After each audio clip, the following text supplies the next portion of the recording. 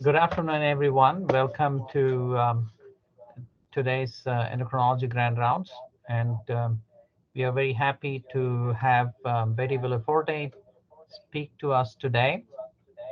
Um, Dr. Villafuerte is well known to most of us here since she was here for about 20 years or so. 17 years. Yeah, 17 years. Uh-huh. She is she went to medical school in the Philippines, did her residency in Buffalo, New York, fellowship at Emory, where she stayed on faculty and was there for about almost 10 years before she moved to Louisville.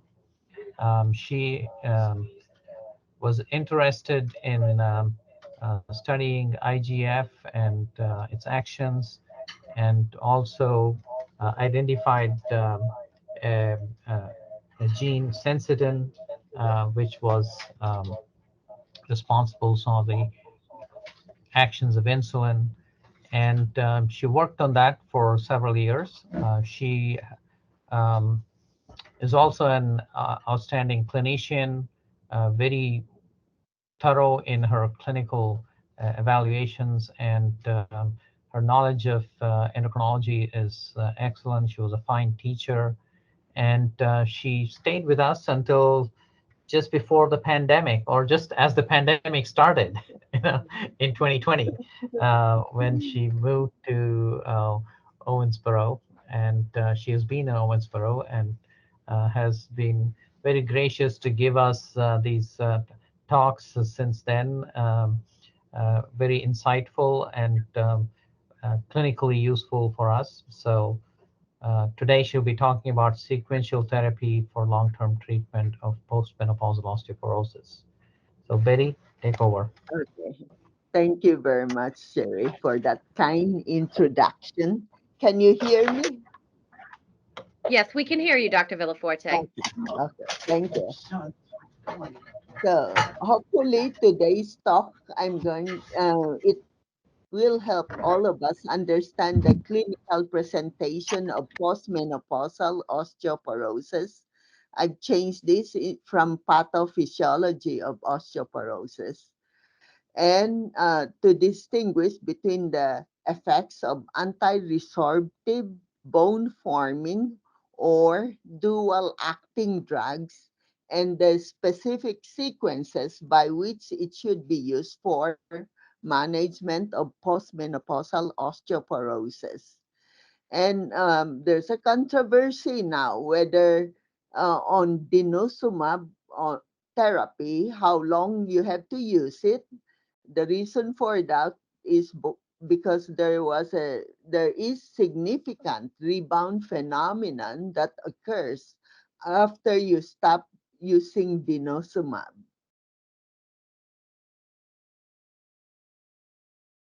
I'd like to start with a case presentation. I have a 60-year-old female patient who was diagnosed with osteoporosis about 12 years ago. She was treated with denosumab treatment for 10 years, followed by teriparatide treatment for 2 years, and both of these treatments were done in Louisville. The problem is she had worsening bone density and new fracture. On her history, she had surgical menopause at 27-year-old for cervical cancer, and then received hormone replacement therapy until she was 42 years old. By the time I saw her, she had 12 spinal surgeries and multiple kyphoplasties, and her last MRI showed T3, T6, T8 compression fractures. She also had recent ankle fractures while walking, and two rib fractures while rolling on the table for x-ray of her hip. She has been taking vitamin D, 5,000 units daily, all the time that she was being treated for osteoporosis. But she was told not to take any calcium supplement because of recurrent nephrolithiasis. And she was told that she has calcium kidney stones, therefore she should not be taking calcium supplement. She is a smoker, still a smoker at present. Her BMI is 23. She also has significant problem with atherosclerosis. She had bilateral carotid stenosis, mesenteric ischemia that requires a stent. Her celiac artery is 60% blocked. She has history of CVA, chronic kidney disease with last serum creatinine was 1.7 milligram per deciliter. The only positive findings on her physical examination is she had mild kyphosis.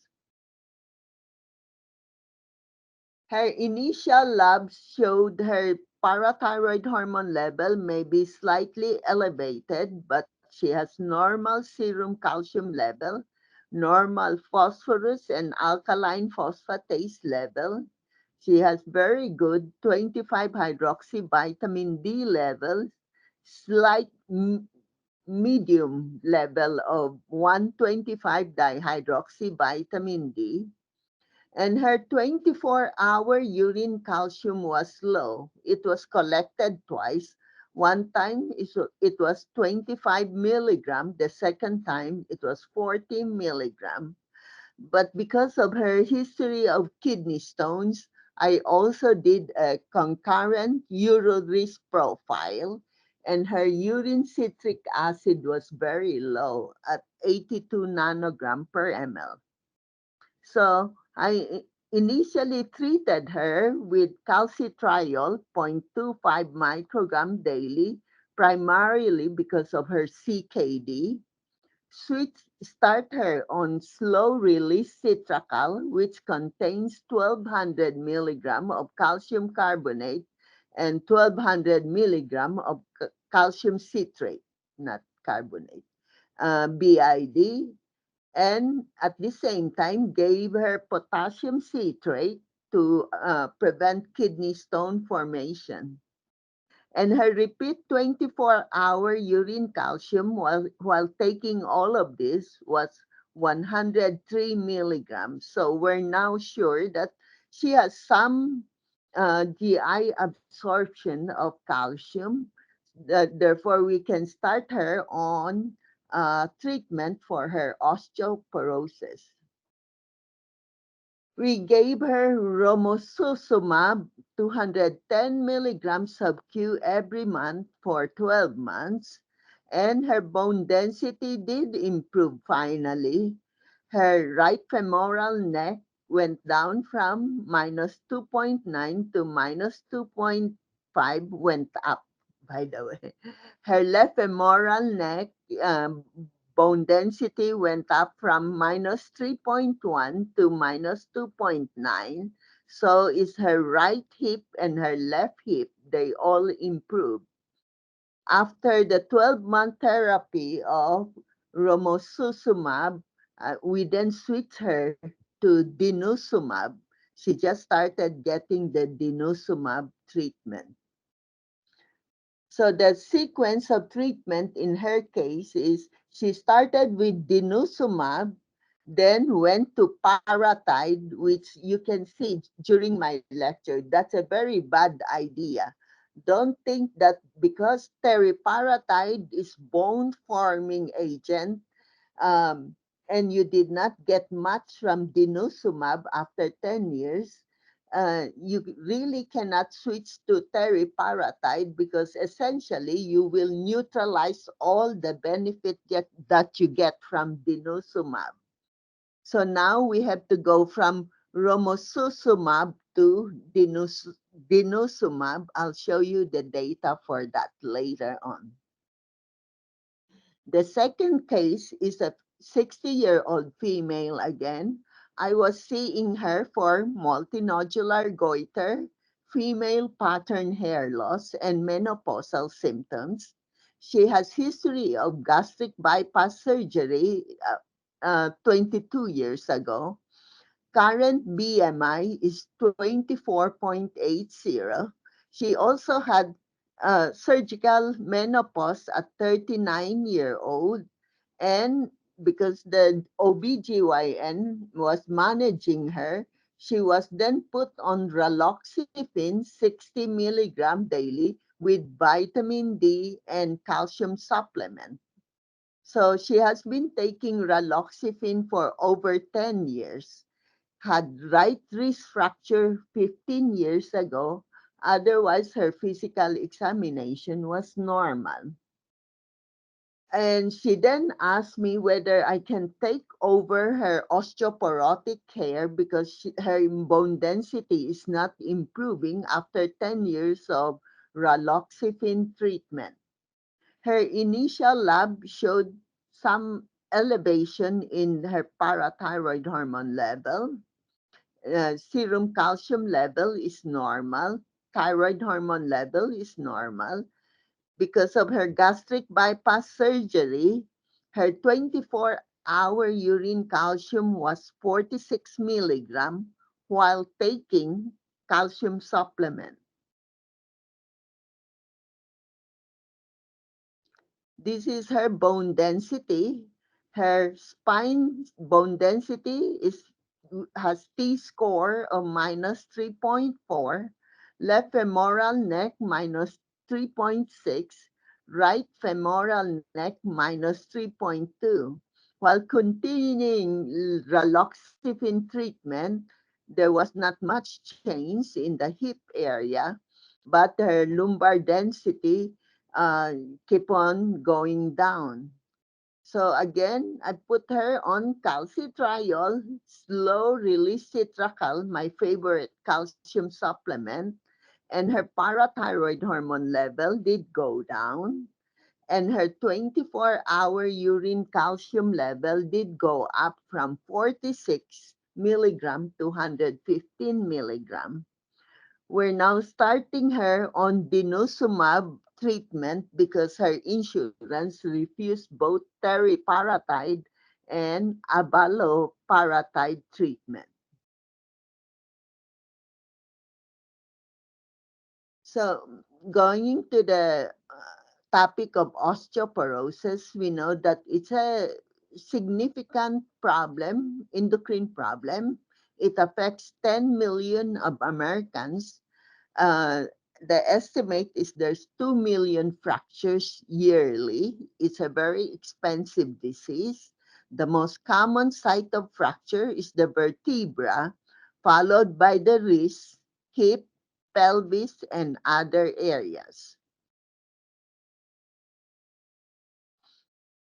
We know for primary osteoporosis or postmenopausal osteoporosis, women can lose up to 20% of their bone mass in 5 to 7 years.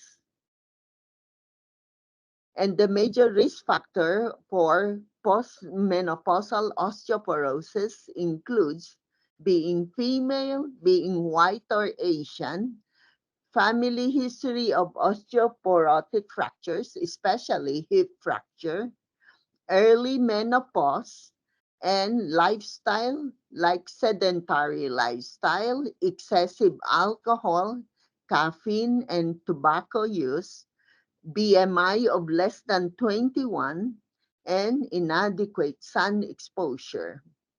But don't forget that there's also secondary causes or contributing causes to osteoporosis, which you have to look for in because it occurs in 60% of men, 50% of premenopausal women, and 20 to 30% of postmenopausal women, as exemplified by the two cases I just described. They both have hypocalciuria. When you look for the secondary causes, the most common one are male hypogonadism, low vitamin D, idiopathic hypercalciuria, malabsorption, medications used, particularly steroids and anticonvulsants, the presence of multiple myeloma, hyperthyroidism, primary hyperparathyroidism, and solid organ transplantation. I think it should be routine that we do a 24-hour urine calcium measurement. The standard way to do this collection is to stop calcium supplement for at least 2 weeks before collection, and you avoid the measurement of the urine calcium within 1 month of acute kidney stones episode or lithotripsy. If the 24-hour urine calcium is less than 100 milligram, you either have poor dietary calcium intake, reduced intestinal calcium absorption, or CKD. If it's more than 250 milligram in women or more than 300 milligram in men with normal serum calcium, you most likely have idiopathic hypercalciuria, which affect 10% of the general US population.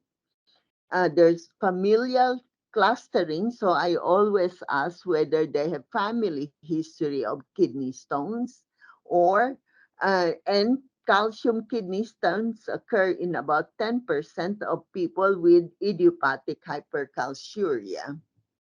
In children, if their urinary calcium is over 4 milligram per kilogram in 24-hour urine collection, they have hypercalciuria.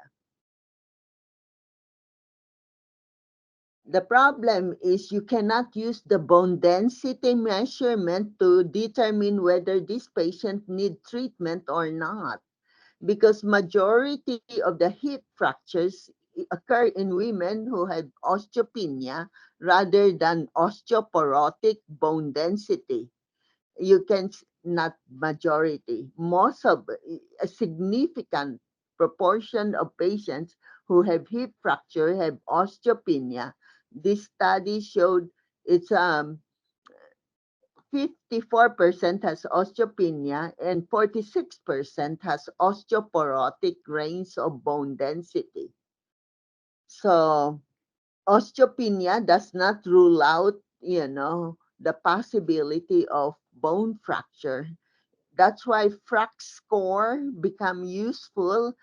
These are assessment of on your chances of getting fracture based on age, sex, weight, height, previous fracture, parental fracture of the hip, current smoking, use of glucocorticoid, presence of rheumatoid arthritis, secondary osteoporosis, drinking alcohol, and femoral neck bone density. This is a sort of calculation that has to be considered when you determine whether to treat a patient for osteoporosis or not. What are the indications of treatment for osteoporosis? We all know that T-score of less than 2.5 in the lumbar area, total hip or femoral neck, okay, or with history of hip or spinal fracture.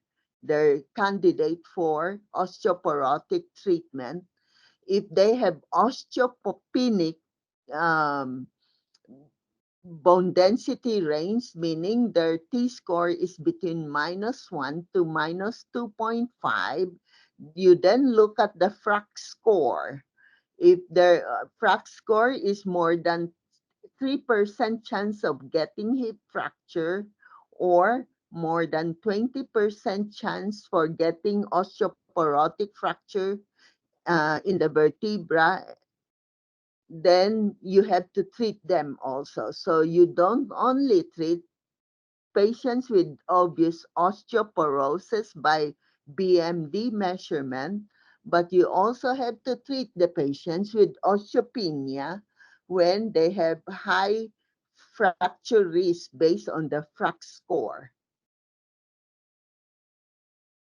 We know the outcome for hip fractures is not good.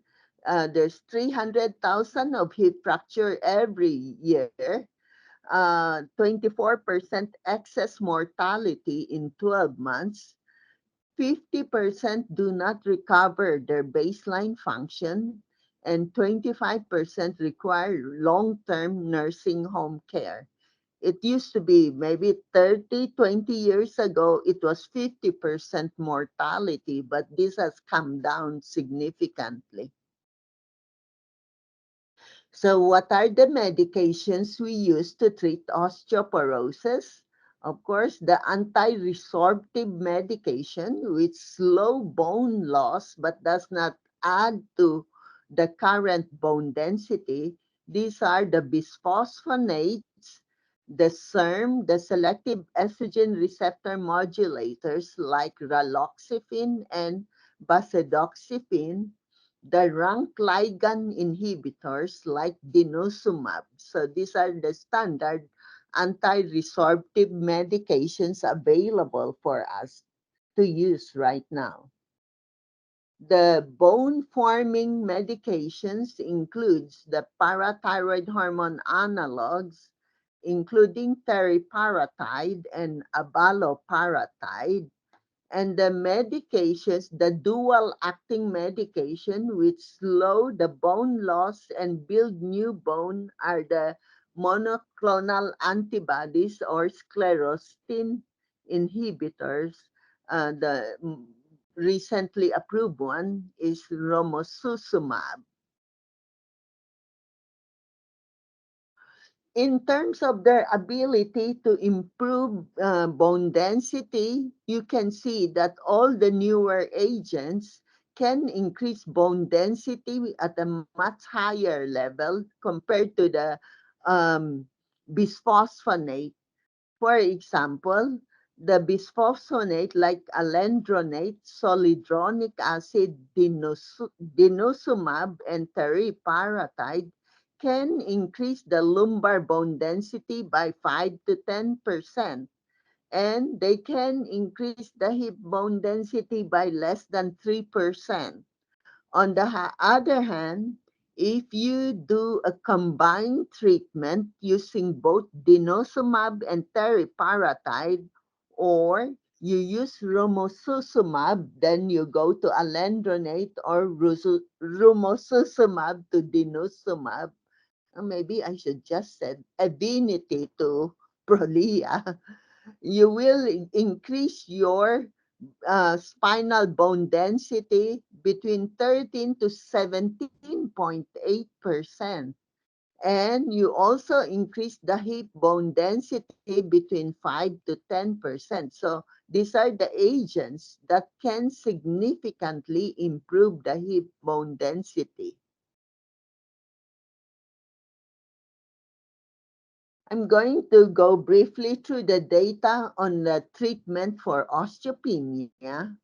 The long-term data on using denosumab and the use of abaloparatide and the use of romosozumab. We know now that long-term follow-up showed patients with osteoporosis will require treatment with more than one drug during the treatment course, because all it does is to increase the bone density by 3 to 5% if you're using bisphosphonate. And so it is crucial to know which drugs to use first and in what sequence should you use the drug.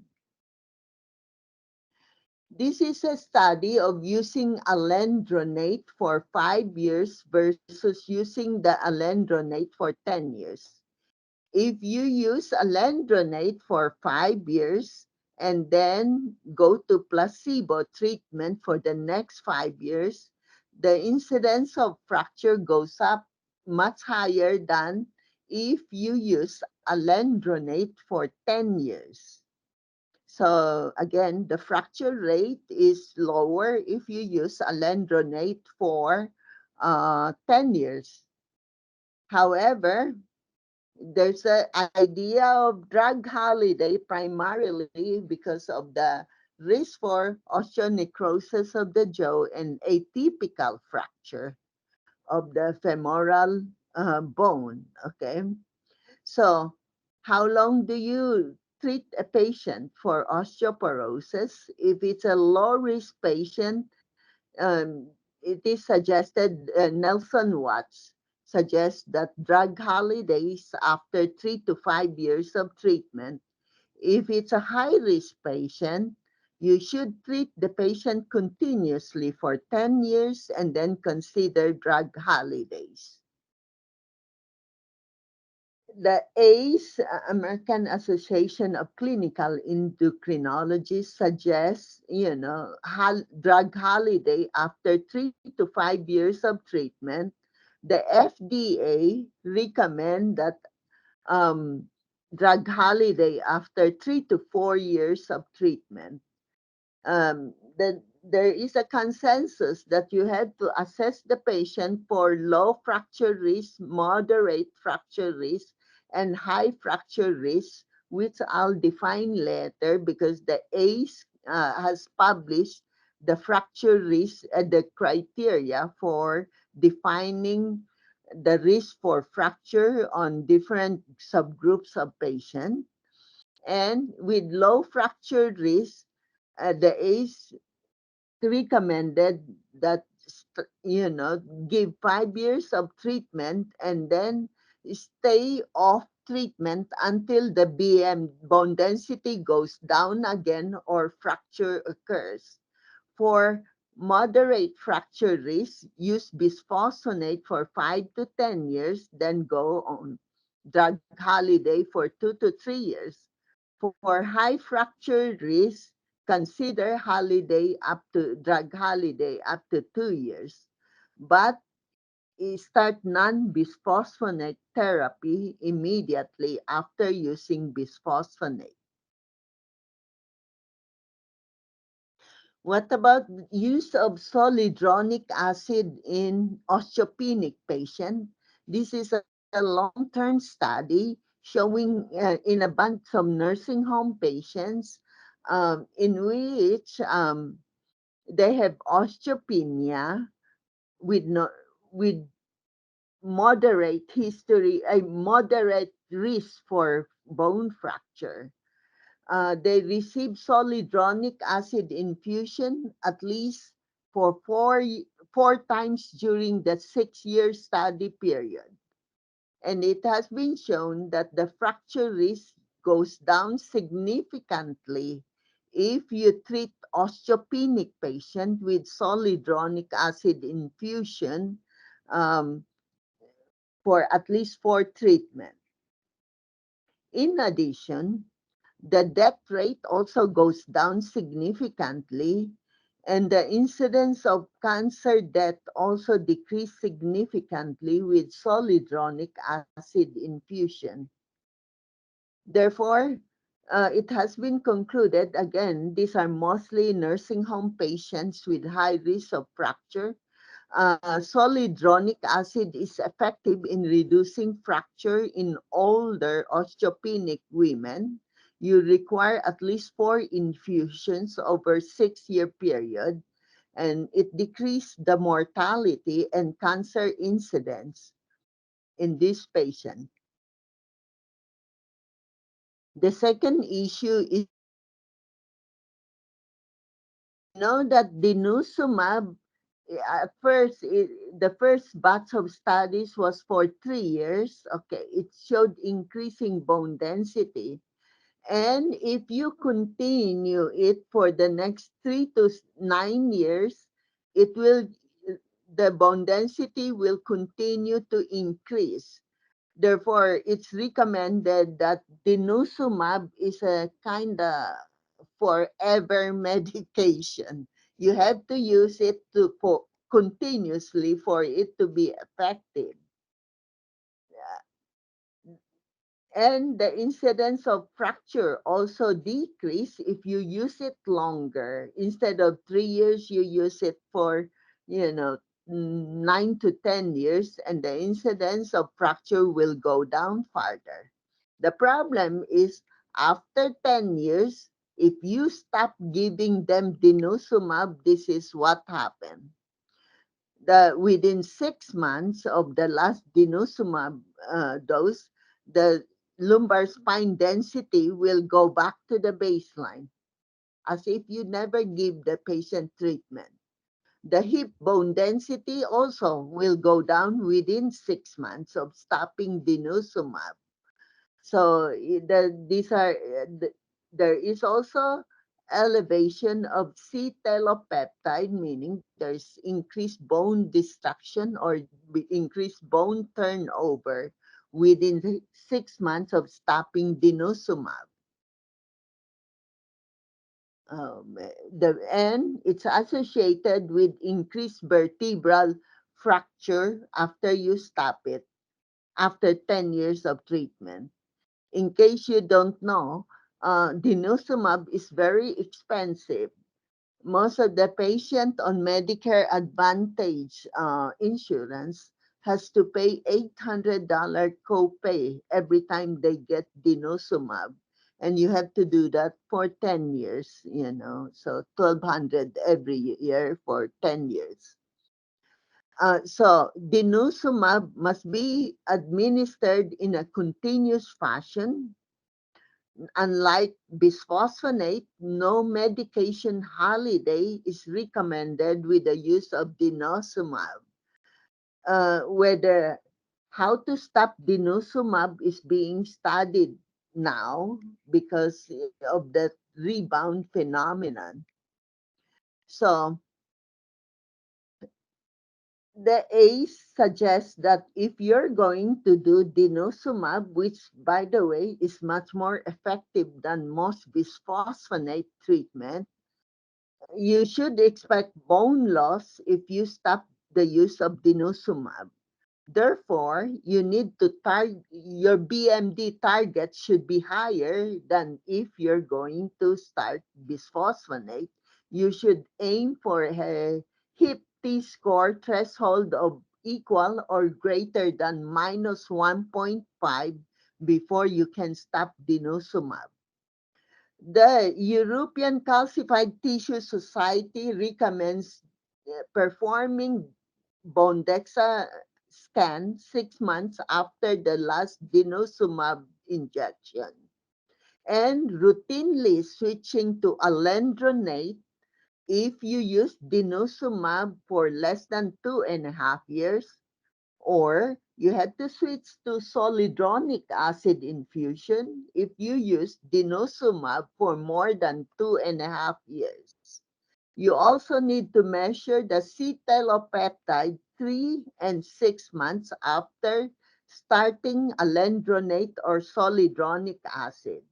So, if the C-telopeptide went up despite using alendronate, you have to give them zoledronic acid. And if the solid patient was switched from denosumab to zoledronic acid and their C-telopeptide went up further, you have to give zoledronic acid infusion at a 6-month interval. Therefore, once you stop denosumab, you have to go to bisphosphonate treatment for, for things not to reverse completely so that you don't get the complete rebound effect of stopping denosumab. And you have to monitor their C-telopeptide and bone mineral density every year after you stop the denosumab. Going to abaloparatide, this is a synthetic peptide analog of human PTHRP. It's a potent anabolic agent for treatment of osteoporosis, and its main indication is postmenopausal osteoporosis. It's 80 microgram daily injection, 2 years of therapy is approved. Now we know that if you use abaloparatide or teriparatide, this has to be followed by other anti-resorptive therapy, meaning bisphosphonate. In this study of abaloparatide, it has been shown that it's more potent than teriparatide in terms of increasing bone density, particularly in the hip area, And also in the lumbar spine, not so much difference. But we know that teriparatide do not have significant effect on the hip bone density. So if you have predominantly osteoporosis in the hip area, you may want to consider using abaloparatide rather than teriparatide. In terms of fracture, decrease in fracture risk, it's better than teriparatide after 2 years of treatment. There's, of course, black box warning, and you cannot use it for history of skeletal irradiation if they have cancer before, if they have Paget's disease, known bone metastasis, open epiphysis like for children. You don't give it if the patient has hypercalcemia, kidney stones, increased uric acid, palpitations, and hypotension. Abaloparatide is actually cheaper than teriparatide, but I had a hard time getting it approved by insurance. I had to resort to teriparatide quite a bit. So again, abaloparatide is a potent anabolic agent used for those high risk for fracture, like people with BMD of minus 3. The T-score should be minus 3 and below. It's more effective than teriparatide in reducing fracture at the hip level. Now, let's look at the new kid on the block, romosozumab. Oh my God, I can just say Evenity. Okay. So the mechanism of action of romosozumab is it is an anti-sclerostin antibody. What is sclerostin? It's a protein produced by osteocytes that's in the extracellular area near the bone that interfere with the WNT signaling mechanism. Normally, the WNT will bind to the receptor and uh, recruit the distraction complex. This distraction complex will bind the beta-catenin and prevent the phosphorylation of beta-catenin. Beta-catenin accumulates in the cytoplasm, get into the nucleus, and increase the transcription of WNT target genes, which lead to bone formation. And indirectly, it will also decrease bone resorption by affecting the rank ligand pathway that denosumab target too. So it cause increased bone formation by increasing the expression of WNT target genes and decrease bone resorption through the mechanism by which denosumab acts. Okay. So putting anti-sclerostin antibody will allow this signaling mechanism to occur, because normally what the sclerostin does is sclerostin bind to the receptor of the WNT.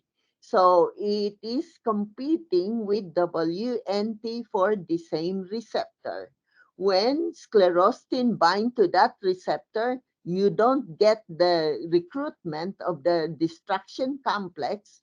Therefore, the beta-catenin is phosphorylated, and phosphorylated beta-catenin is destroyed by proteasome in the cytoplasm, so that there's nothing to go into the nucleus to transcribe the WNT target genes. So, by sclerostin goes up in postmenopausal osteoporosis. If you measure the blood level of sclerostin, it's higher in postmenopausal osteoporosis. Therefore, romosumab is an antibody that target this so that it prevents the sclerostin from interfering with the WNT signaling pathway. Therefore, it leads to bone formation and decreased bone resorption. Hence, it's called the dual acting drug. It's administered at a 210 microgram milligram, 210 milligram daily, once a month, and it comes in a 105 milligram vial. So I have like 10 patients on it, you know. Again, it blocks the sclerostin mediated WNT inhibition, resulting in increased bone formation and also inhibit bone resorption at the same time. So this is a comparison of placebo, alendronate, teriparatide, and rumususumab in terms of increasing lumbar bone density, hip density, and femoral neck density. Of course, it's much more potent than teriparatide and alendronate in the hip area and also in the lumbar spine area. So the sequence of treatment suggested at present is to go from romosozumab to denosumab treatment. After you do the 12-month treatment with romosozumab, you then switch to denosumab, because after 12 months of treatment, look at the change in bone density in the lumbar spine. If you then go to denosumab, what happens is you will have further accretion of the bone density. You can increase the bone density as much as 17.6%, which is really good. In the hip area, from 6.8% with rumususumab, you then add denosumab for 2 years, you'll end up with 8.8% increase in bone density at the hip and the femoral neck area. So, rumususumab is not only for 12-month treatment. It has to be followed by either denosumab or alendronate treatment. With alendronate treatment, it, by the way, it decreases the risk for vertebral and non-vertebral fractures if you add denosumab. So it's an additive to the effect of rumususumab. Same with alendronate treatment. Again, after 1 year of rumususumab treatment, you do the alendronate treatment, then you will maintain or increase the bone density further. Now, if you stop the rumususumab after 12 months of treatment, the bone density will go back down. So it's the same as denosumab. You cannot just stop treating after you use the rumususumab or denosumab, because the bone density will go back to the baseline. You have to follow it with bisphosphonate, or in the previous case, I bet after rumususumab, then you go to denosumab for 2 years. Since you cannot stop denosumab without following it with bisphosphonate, the third treatment would be a bisphosphonate. And what will happen if the patient already has received alendronate or denosumab before, and then you treat it with rumususumab? The effect of rumususumab will be less if the patient has previously received alendronate or denosumab. So, when you have a high-risk patient, you have to think whether what is the starting treatment for this patient? It's better to use the bone forming agents like teriparatide and abaloparatide before you go to the bisphosphonate if the risk is very high. Again, there's black box warning for rumususumab, uh, contraindicated in those with MI or stroke within a year, arthralgia, myalgia, hypocalcemia, atypical femoral fracture, and osteonecrosis of the jaw. So, what about the use of denosumab and teriparatide? I think for convenience reason, a lot of us will be okay starting the patient on denosumab and then find out that the bone density did not go up enough. So you want to use the next more potent drug, which in the first case I presented was exactly what happened. After 10 years of denosumab, she got 2 years of teriparatide. Turns out that's a bad idea because if you do denosumab and then teriparatide, you essentially eliminate all the bone density improvement that occurs with denosumab. You can do both at the same time. If you do denosumab and teriparatide, you will have additive effect together, but you cannot do it in this sequence, denosumab to teriparatide.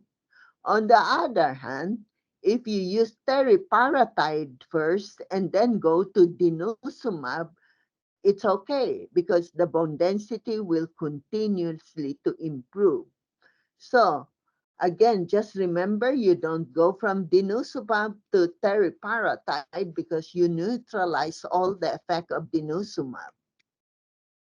So ACE come up with the criteria on how to decide whether the patient has high risk for fracture or not. This was published in 2020. Again, the high risk fracture is T score less than minus 2.5 in lumbar spine, femoral neck, or proximal femur. If you get fracture with low trauma, or if you have osteopenic bone density and have history of fragility, fracture, or you have osteopenia with high frac score. And the initial treatment would be either alendronate, denosumab, risedronate, or zoledronic acid. What about the high risk, very high risk? If the patient had recent bone fracture within the past 12 months, had fracture while being given therapy for osteoporosis, which I had tons of patients like that, had fractures while on drugs that, cause skeletal harm, like prednisone, experience multiple fractures, has very low T score, less than minus 3, high risk for fall, or their frac score is horrible, like, more than 30% for major osteoporotic fracture, more than 4.5% of hip fracture. So the recommended initial therapy would be the bone forming treatment, abaloparatide, denosumab, rumususumab, teriparatide, and perhaps zoledronic acid. Again, a reminder, uh, there we have to have a longer picture, a broader, a longer term treatment of osteoporosis.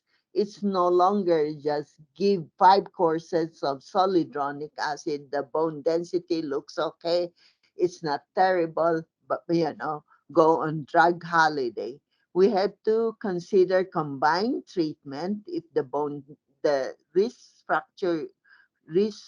for high fracture is very, very high, like combining denosumab and teriparatide, And if you use romosozumab, you have to either go to denosumab treatment or alendronate treatment. Again, the romosumab, denosumab with teriparatide give you a much higher increase in bone density than the bisphosphonate and denosumab or teriparatide alone.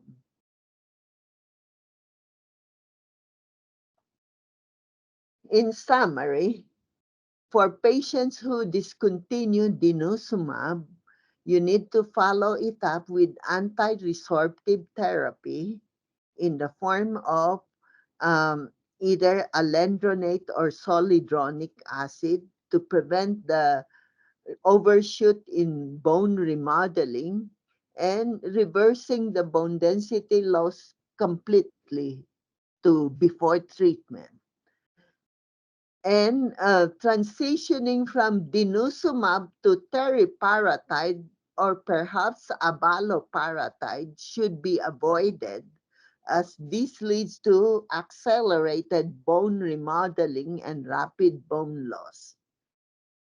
Following bone forming and dual acting drugs, you have to follow it with another anti-resorptive medication. So teriparatide, abaloparatide, romosozumab has to be followed by another treatment, mostly bisphosphonate, to maintain the bone mineral density gain.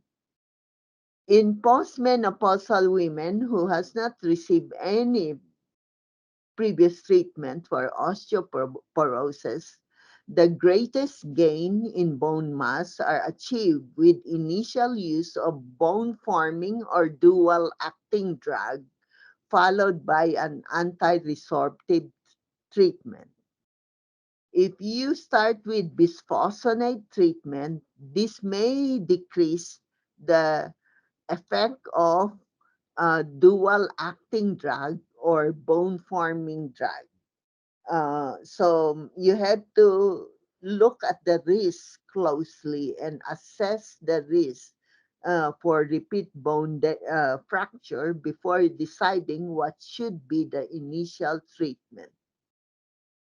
Hopefully, we learned something from this talk and uh, it won't move anymore. It's tired. Okay. Do you guys have any questions?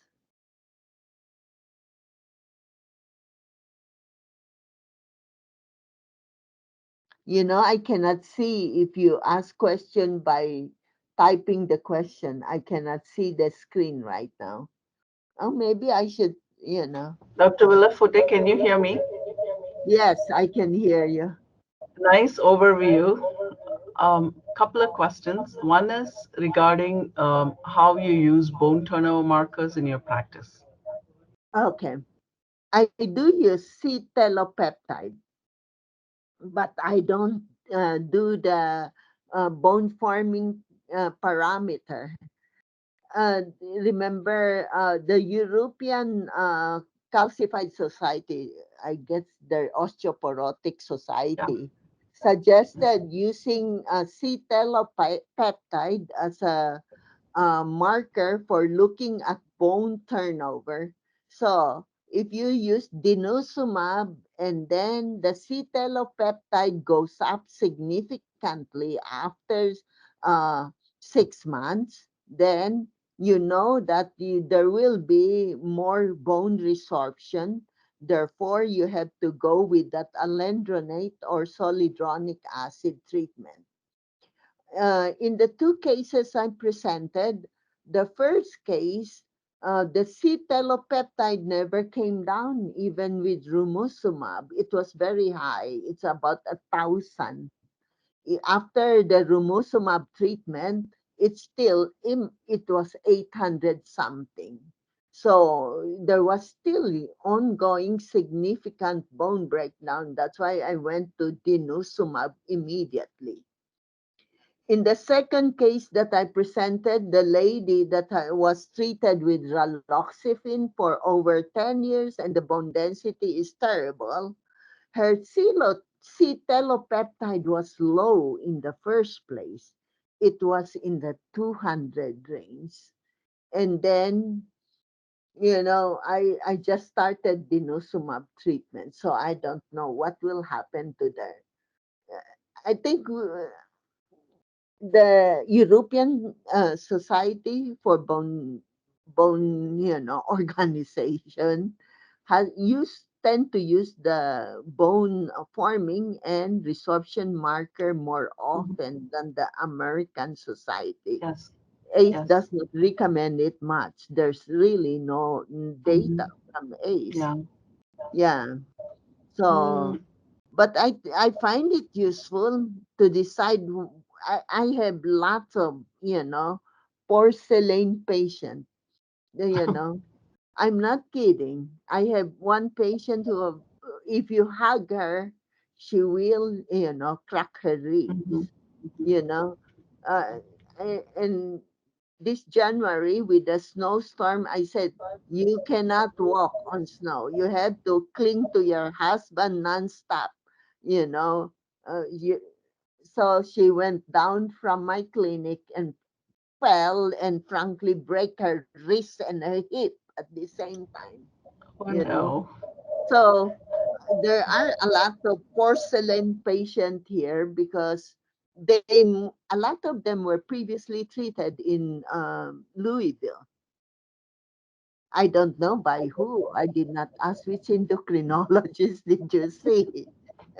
The Maybe problem, not endocrinology. yeah, I think it's a lot of primary care doing bone treatment haphazardly without looking at the primary cause, whether there's secondary causes, you know. Uh, and So, a lot of them do not absorb their calcium well. yeah, yeah. So a couple more questions, and then I think Dr. Mokshiganam has a question in the chat box. But I was going to ask you one more practical question that's related to when the patient is on one of the anabolics, the parathyroid analogs. Yes. So we monitor urine calcium every 6 months, but if they have incontinence or have other issues where they cannot do a 24-hour, what is the alternative that you use? A spot urine calcium. Okay. A spot urine calcium, if it's Hmm. more than 4 milligram per kilogram, Hmm. then it's semi-useful, but you know that urine calcium is affected by their diet immediately Hmm. Hmm. before you collect the urine, but that's better than nothing. I have a lot of nursing home patients that I Hmm. had to do, Hmm. Yeah. because they're incontinent. You cannot do anything about that. Hmm. Yeah. Mhm. Yeah. Thank you. I think Dr. Mokshiganam has a question in the chat box. I can read it for you. He said, excellent talk. Preferred initial choice of anabolic agent or combination is the most expensive and difficult to get approved by insurance. How do you approach that? And also, our first year fellow said, Dr. Zaidi said, you're very good overview. Okay. Rumusum, every drug costs an arm and a leg. Uh, Denosumab Prolia is 2,500 per injection.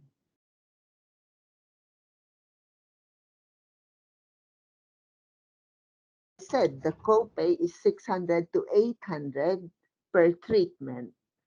Rumusumab, for some reason, I was able to get 4 or 5 patients on it without problem. But these are all privately insured patients. One patient is 69-year-old. Her husband cannot stop working because of all his her osteoporotic medications. In order to avoid the thousands of dollars of copay for Rumusumab, which is much more expensive than Denosumab. Um, Teriparatide is now an old drug. Even though it's very expensive, it's easily approved, which is very weird. I have more difficulty getting abaloparatide approved when in fact Timlus or abaloparatide is much cheaper than teriparatide. Forteo is still 2,000 a month, so it's not, cheap, you know. But, but I love solidronic acid. Solidronic acid is generic, Yes. you send the good thing about here, the setup here is the infusion center do the pre-authorization for all osteoporotic drugs. That's So I nice. don't have to do any economic assessment. That's nice. Yeah. So, they're the one who schedule the patient yearly or every 6 months, etc. Because they have full-time people, nurses who are doing the pre-authorization. So I have one more question. I don't see any further question in the chat box, and we practice here at the VA, and more we are seeing a lot of longevity even outside the VA. So if you have a 93-year-old, 94-year-old DEXA scan osteoporosis and otherwise good health, what is the limit of like aggressiveness of treatment that you use? Do you look at um, functionality in the next 5 years, or how do Remember, you go about that? remember, even if they're at the osteopenic range, if they have high risk of fall, which a lot of them will be, the people that come to me in the 90s, on Hmm. walker, they're perfect candidate for reclass Hmm. infusion. Reclass is cheap. Hmm. It's the cheapest of all the things you can do. And that will save them from death and cancer, according to the data. These are Hmm. the nursing home patients that was published in 2007 showing solidronic acid thus protect them from cancer. Hmm. Mhm. So Great. Any? yeah, it used to be 80s, 90s. We don't give them treatment thinking that, they're unlikely to develop fracture. But now everybody's in their Mhm. 90s, the Yeah, if they're longevity. functional, active, and have Yeah, a expected lifespan, a hip fracture will really get them down. So might as well treat. yeah, I think maybe we should reconsider, I have Mhm. several patients in their 90s.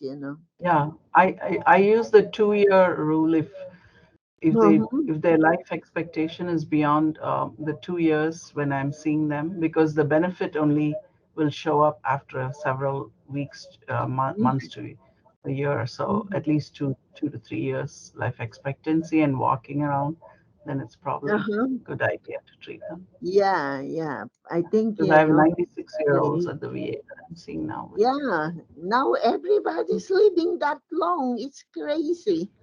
You know, I'm in a town where it seems like a lot of people retire, you know, and so I'm seeing tons of osteoporotic patients. That's nice. Yeah, Yeah, it's a that's good why area. I better Bone health learn is about great. it. Bone health is a very good area. Yeah, Yeah, if you have a good lab and a good infusion center and a good prior yeah, auth nurse, then you're in business. I mean, you're yeah. in. I'm so surprised that uh, rumususumab is never an issue to get it approved. yeah, it works Yeah, very well, and patients it's tolerate like, it very well too. yeah. Yeah, yeah. Okay. Thank Thank you you so very much. much. Appreciate Thank it. you. Good Oh, seeing you virtually. Hope to see you in person soon. Appreciate it. okay. Thank you. Okay, Thank you. Dr. Bye. Mokshaganam, you need to say anything? Any question? Yeah. Okay. No, Bye I don't bye. see any more in the chat, but thank you so much. Appreciate it. Okay. Thank you. Thank you. Bye. Bye bye.